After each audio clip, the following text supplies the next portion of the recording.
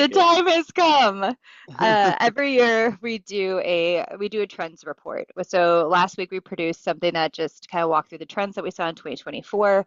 We're releasing something that talks about what our forecast is for 2025, but most importantly, what everybody always wants to hear about are salaries and salary trends. So we have created a blog that actually pinpoints the ranges that we've seen from both candidates as well as from our clients specifically, and what candidates have been looking for over 2024 that you can access. You can actually see everything, ranges by whether you're on the supplier side or you're on the client side, and then what levels you are.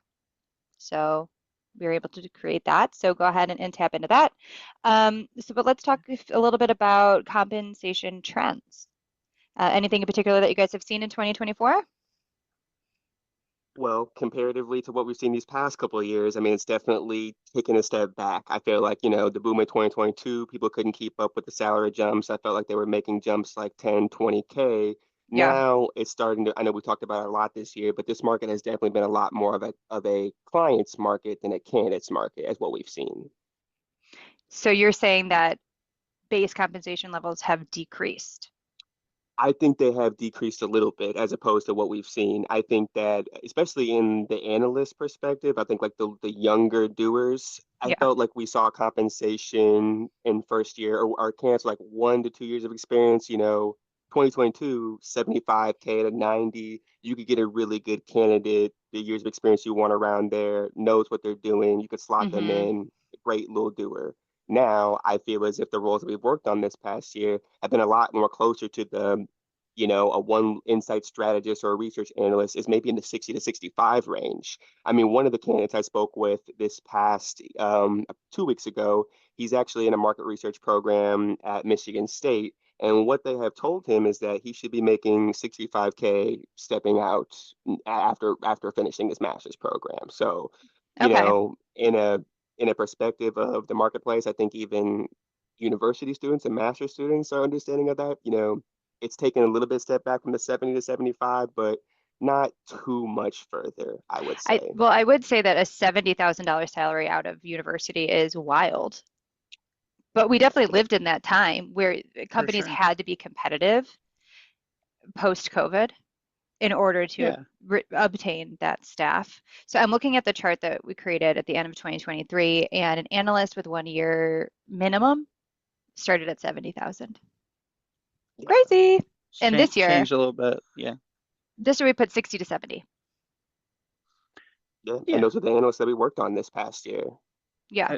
I feel like it's a little more apt, and I think it depends too. Some companies will look at a master's program and factor it in as some feel like that's a year of experience, right? Especially some of the marquee ones like Georgia or Michigan State and things like that. So that can play a role too of maybe 65 to 70 on the higher end Hmm. without that a year of actual experience. Where I think if you want to actually get on the higher end these days, almost everyone's really looking at someone to have some real in-field experience to kind of get on the higher band.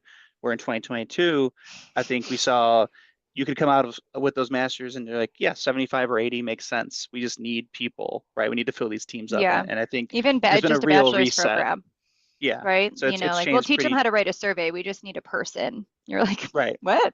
And then we were kind of level set and we're back to a normal circumstance of having research experience. Or if you don't have any, we're starting at a more reasonable amount of 60,000, which I think is still a high base salary for somebody that's coming. I guess that's a year of experience. We're not talking about like specifically entry level, right? It might be Right. a little bit lower or at about 60 at that point.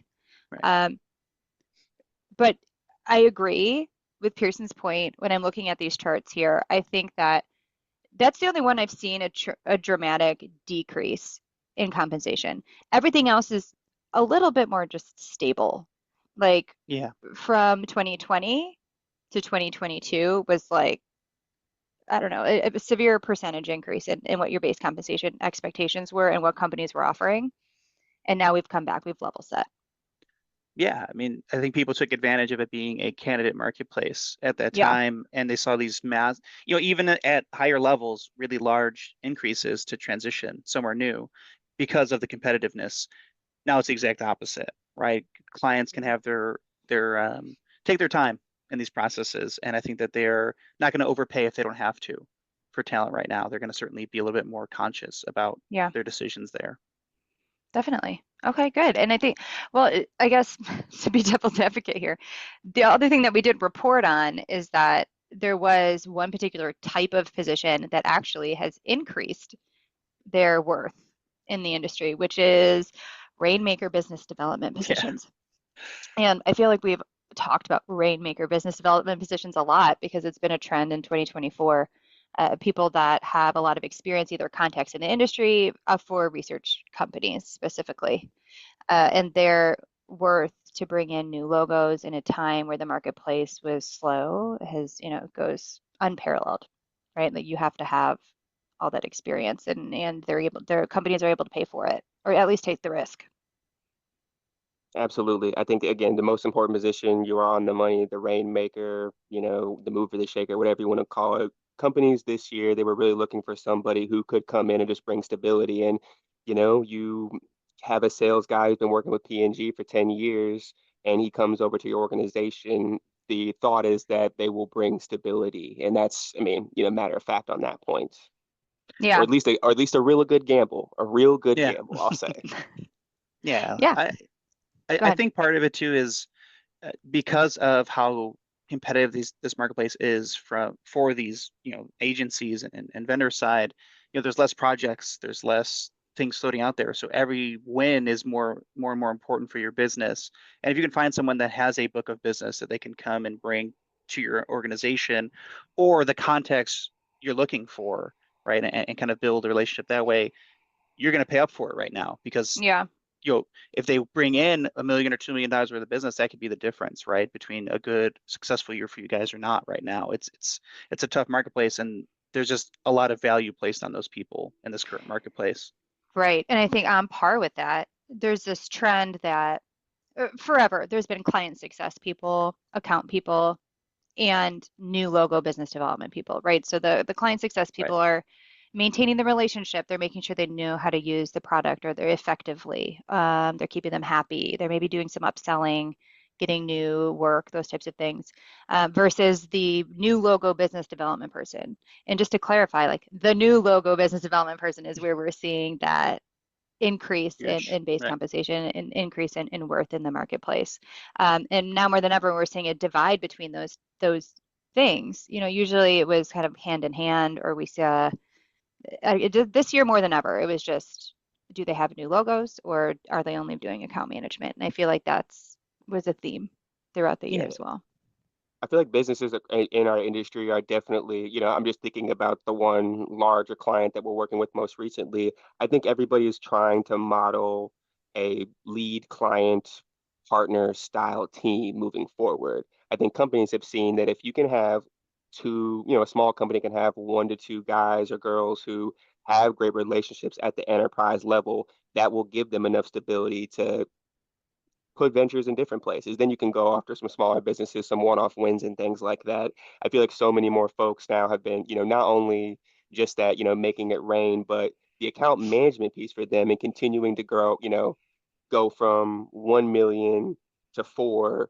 That is what these people are looking for as well in this skill set. And again, we know in our industry there's about 20 folks who have done this, who have great experience in it. And that's, I think everybody else knows as Right. well. And that's why their value is so high.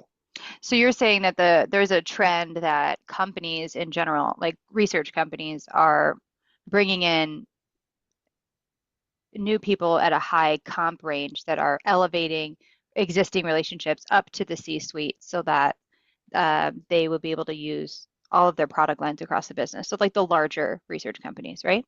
Yeah, the larger Okay. folks. Again, I would say that at a small level, I know we've seen a couple different people look for, like a head of sales and somebody who is like a rainmaker. But I'm thinking in specific of the larger client that we're working with right now, and they're looking for somebody like what you said, Hmm.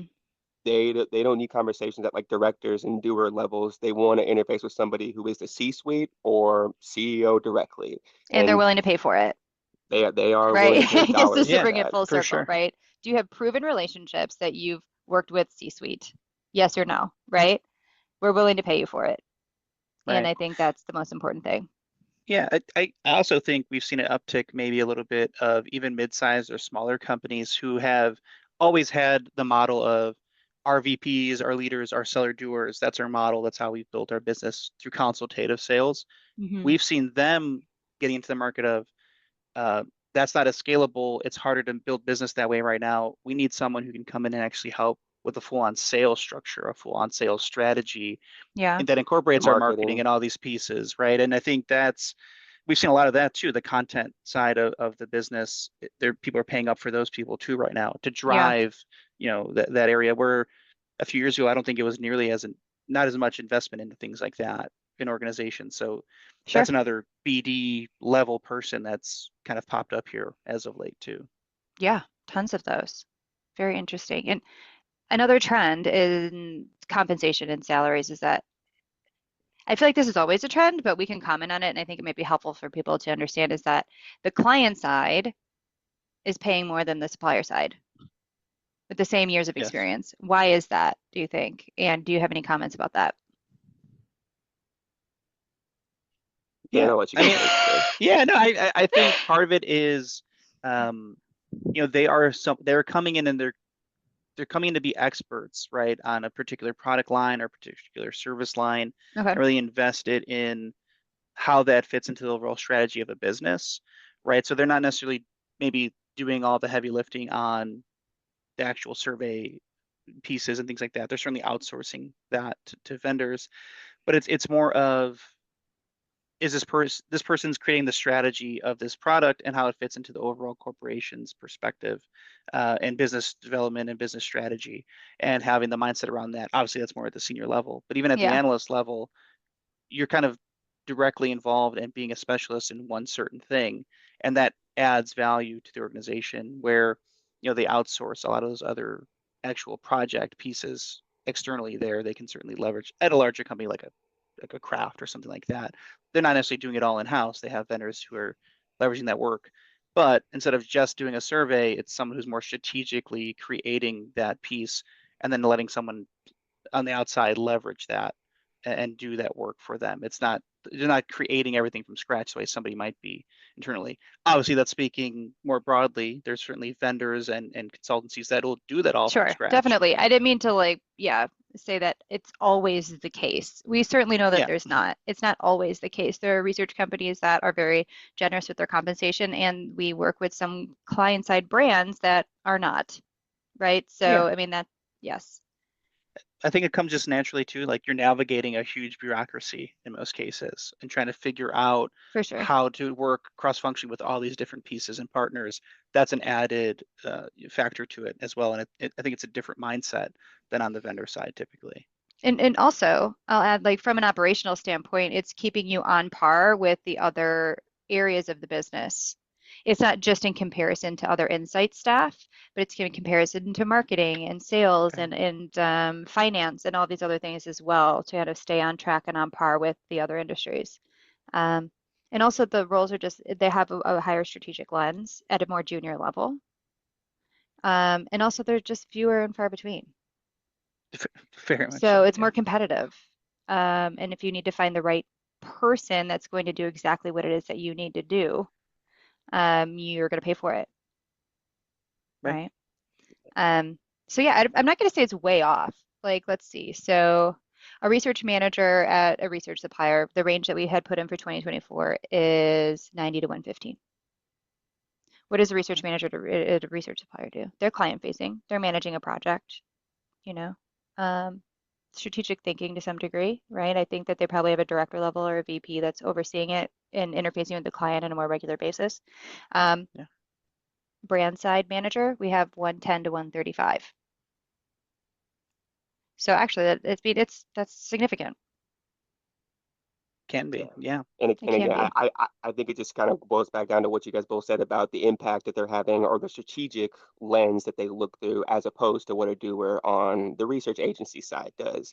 I Yeah, think that for, the jadedness of our industry or the jadedness of like candidates and people themselves, we always feel differently about somebody working at a research company than somebody working on like you said, Kraft or Coca-Cola or Ferrero Rocher. I think that's just like human biases and I think that candidates see like that's where they want to go, and clients see that as well. So that's why I think you have even like when we work on client side analyst level roles, you'll have folks, they're looking for a 1 year, 1 to 2 years of experience guy. You'll have folks with 5 years of experience who are excited about taking opportunity because it's a completely different lens of what they've been working at throughout the entirety of their career on the agency side. For sure. Sure. Somebody who is a research manager is again, I know I'm a small sample size. I feel like a lot of those folks are more than happy to be senior analyst client side as a next steps, just because of the difference in the lens of the products that they're working on and the impact that they'll have. Seeing Right. insights through to Fruition. implementation. Yeah. Yes. Right. I'm taking what you said. I think I'm agreeing with you. I think that's just a real response. 90% of the people that we talk to that work for research companies, either their end goal is to work for a brand or they've been interviewing at brands, right? And they're interested in that. There's an appeal about it. We're not, once again, we're not experts in that, like what people think about brands. But yeah, I certainly think that's a theme as well. And especially because they are paying a little bit better, maybe there's a cushiness. Maybe it is 9 to 5 and you're not having to be externally client facing at the whim of the Right. external client. And they have stock options and, other types of fluffier benefits. True. Um, but yeah, That's but I need to say too, research companies are strategic in nature. It doesn't mean that the work that they're doing is not.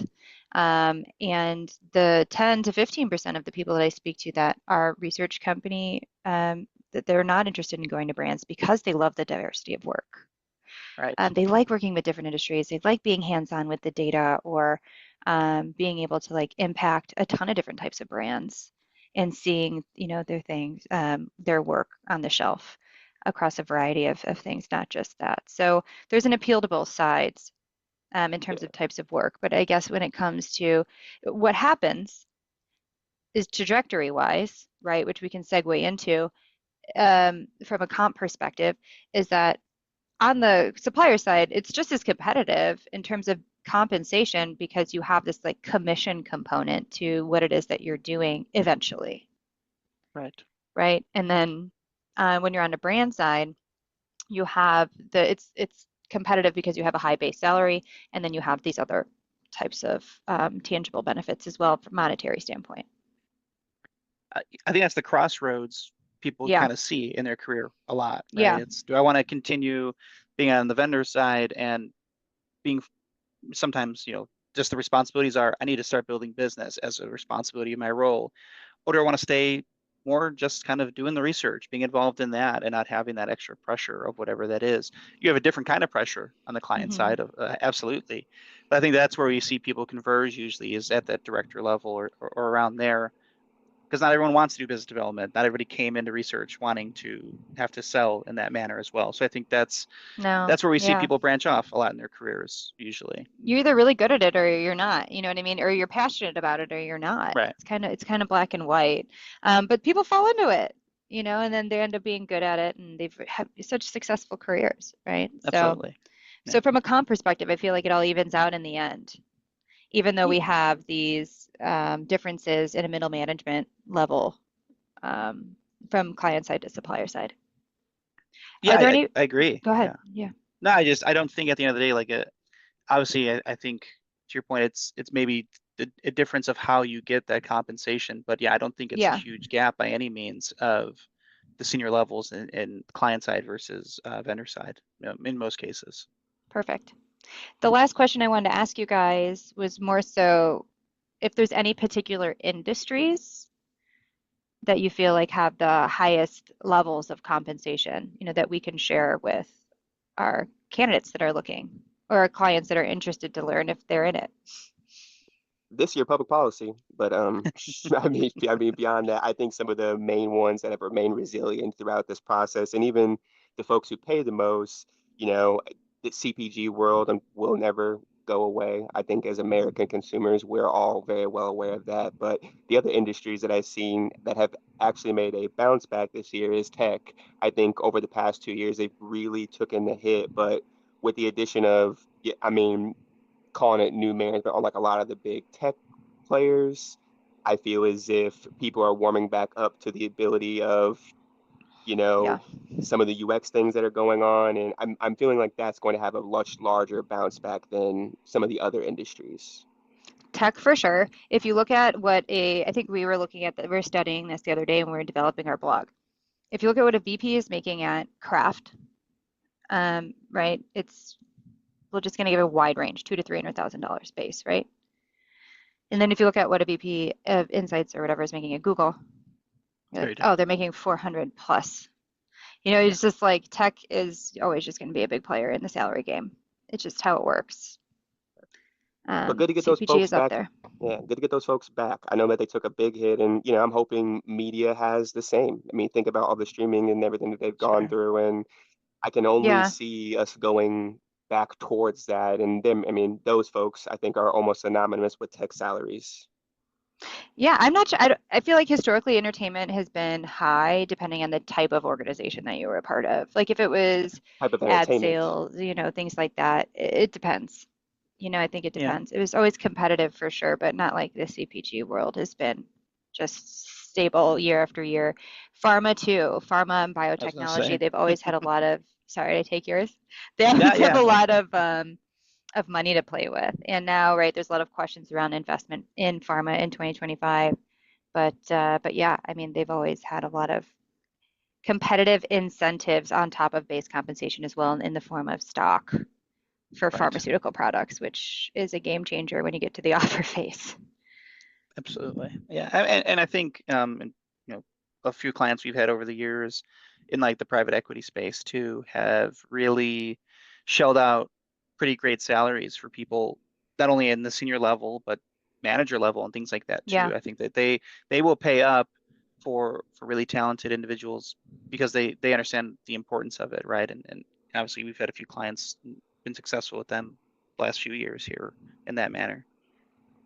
Beautiful. Yeah, so that's a couple of points that we wanted to talk about salaries, but um, check out the blog and we'll be in touch next time talking a little bit more about forecasts.